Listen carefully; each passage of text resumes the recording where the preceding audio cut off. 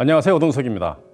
오늘 제가 과학 이야기를 한다고 해서 놀라셨죠? 사실 저는 물리학과를 졸업하고 대학원에서 빛의 파동을 연구하는 광학으로 석사 과정을 밟았습니다. 그래서 영화 앤트맨과 와스프를 통해 알아보는 파동과 우주의 음악, 윤료에 대해서 이야기를 1, 2회차로 나눠서 해볼까 합니다.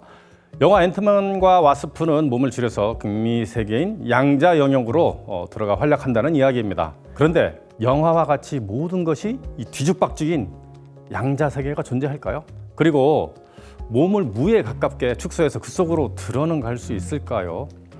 도전 말씀에 선처는 기계성경이요 후처는 조화성경이니라 하신 말씀처럼 언젠가는 그 속으로도 갈 수 있지 않을까 생각을 해봅니다. 상제님께서 호연이를 작은 생물로 만들어서 몸에 여기저기 붙여서 다니시는 것을 보면 말입니다. 사실 세상 사람들에게 양자 이야기는 몰라도 되고 먹고 사는 데 지장이 없습니다. 그런데 과학자들은 왜 머리 아프게 양자 세계 이야기를 하려는 것일까요? 흔히 소우주가 대우주다라는 이야기를 합니다.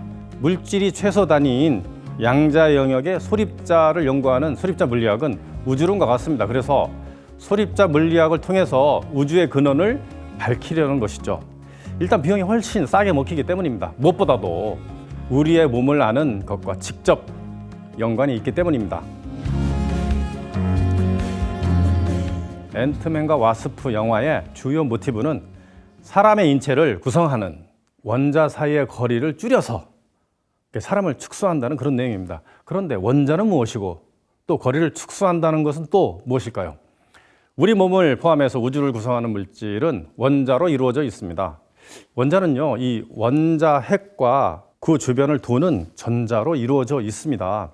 자, 그런데 원자 핵을 축구공이다 라고 생각하면 전자는 어디쯤에 있을까요? 네, 축구장 저 멀리 이렇게 돌고 있는 것입니다.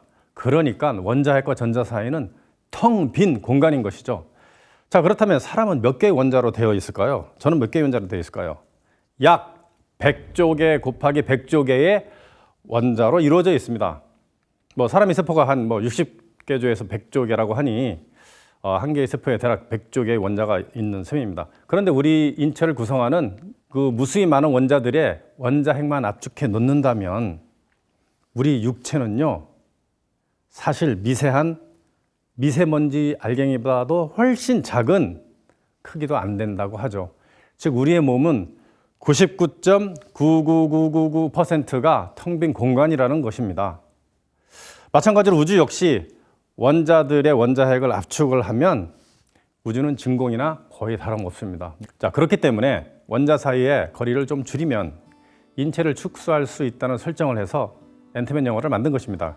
그런데 우리 몸이 텅 비어 있다면서 왜 우리의 몸은 이렇게 딱딱한 고체이면서 눈에 보이는 것일까요? 그 이유는 파동 때문입니다. 100조 개 곱하기 100조 개의 원자들이 만드는 파동의 진동들이 우리의 텅 빈 몸을 꽉 채우고 있기 때문입니다.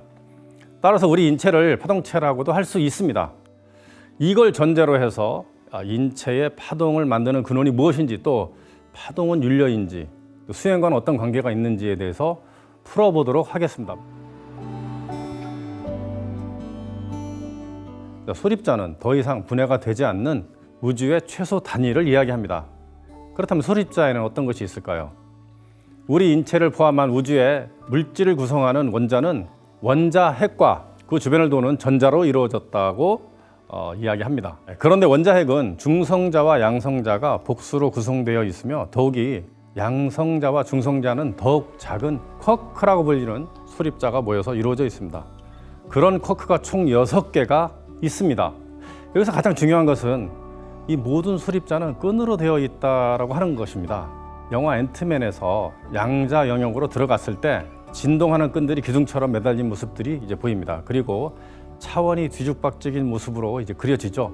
그런데 이 끈들은 가만히 있는 것이 아니고요, 끊임없이 무한히 이 진동을 하고 있는 것입니다. 마치 바이올린 줄이 진동하는 방식에 따라 여러 가지 음색을 내는 것처럼 끈도 진동의 차이에 따라서 다양한 소립자로 보인다는 것입니다. 이렇게 우리 몸속에 무수히 많은 끈들이 진동을 하면서 파동을 발생하기 때문에 우리 몸은 파동체가 되는 것으로 보이는 것이죠. 자, 우주로 확대를 하면은 우주의 만물 역시 끈으로 이루어져 있기 때문에 우주는 진동하는 끈들이 연주하는 거대한 교향곡이라고 할 수 있습니다. 그런데 말이죠. 여기서 혹시 끈들이 진동하면서 나오는 파동이 윤려가 아닐까요? 라는 생각을 저는 해봤습니다.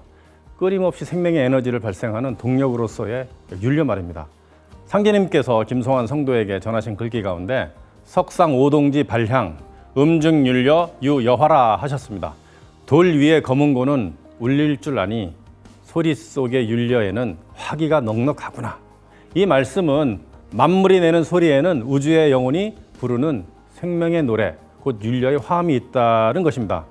증산도 진리책에서는요, 대자연의 혼이라 불리는 윤려는 천지 생명의 빛이자 대우주의 노래이다라고 표현하고 있습니다.